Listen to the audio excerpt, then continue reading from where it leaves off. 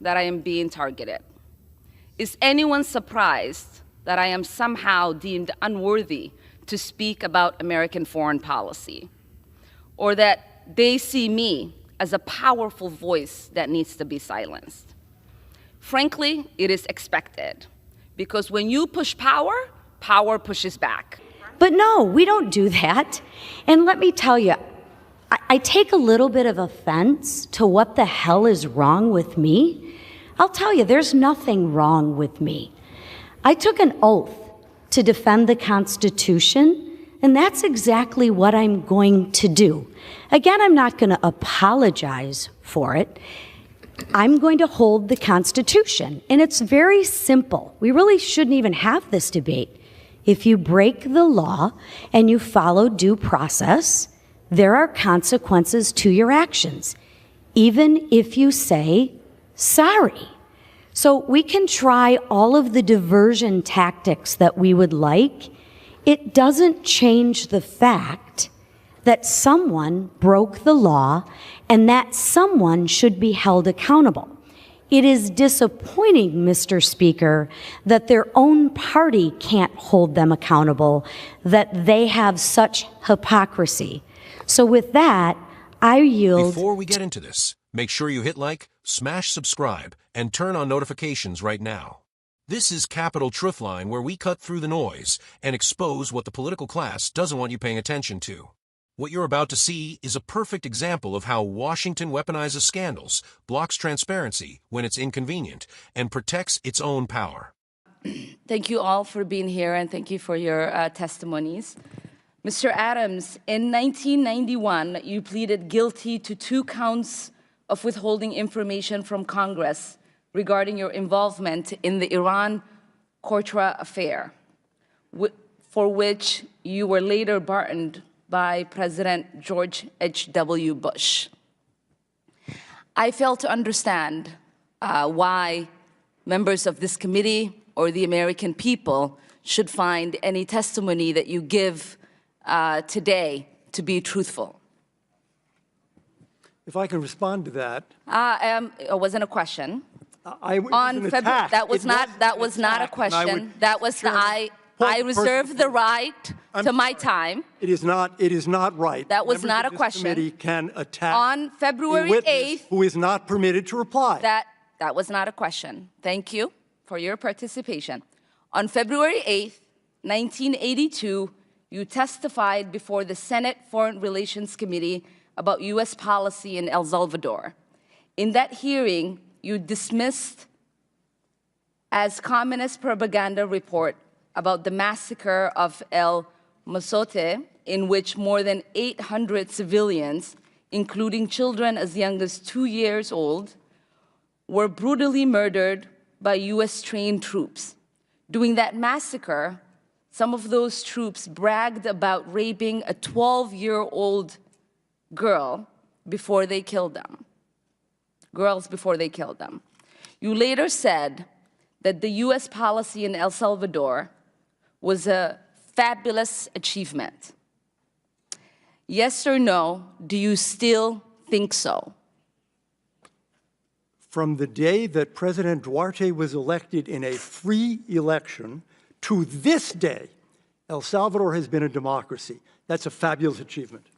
Yes or no, do you think that massacre was a fabulous achievement that happened under our watch? That is a ridiculous question, and I yes or no? No. I will take that as a yes. I am not going to respond to that kind of personal attack, which is not a question.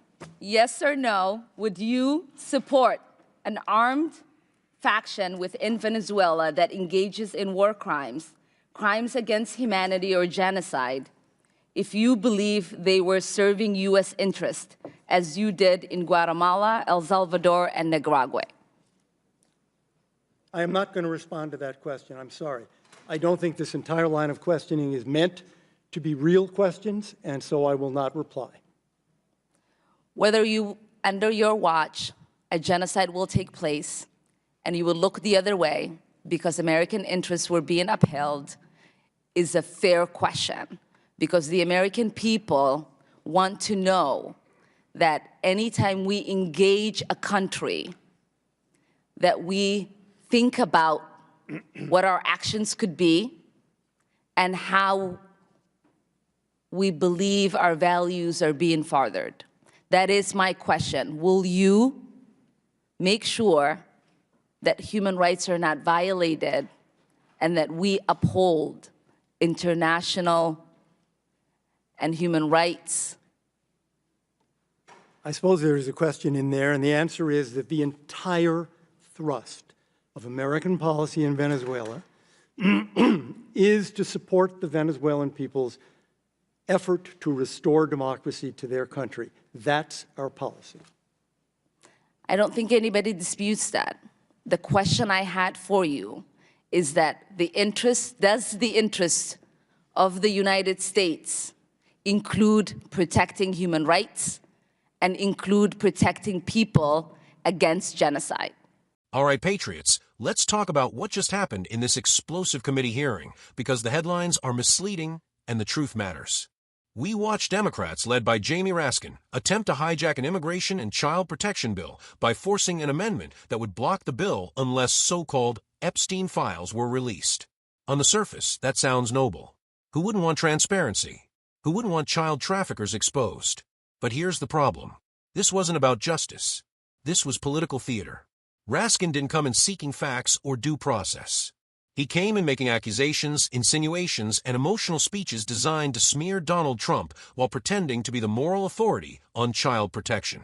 No evidence presented. No verified documents entered into record. Just dramatic claims, vague references, and media talking points. Republicans correctly objected, not because they opposed transparency, but because the amendment was not germane to the bill. That matters. Congress runs on rules. If you can attach any unrelated scandal to any bill you don't like, then legislation becomes impossible and chaos becomes the strategy. And that's exactly what Democrats want.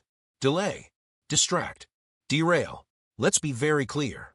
Epstein was a monster. He should have spent the rest of his life behind bars. But the biggest cover-up in the Epstein case didn't happen under Donald Trump. It happened years earlier under a corrupt system run by entrenched elites who protected Epstein when it counted. Jamie Raskin knows that.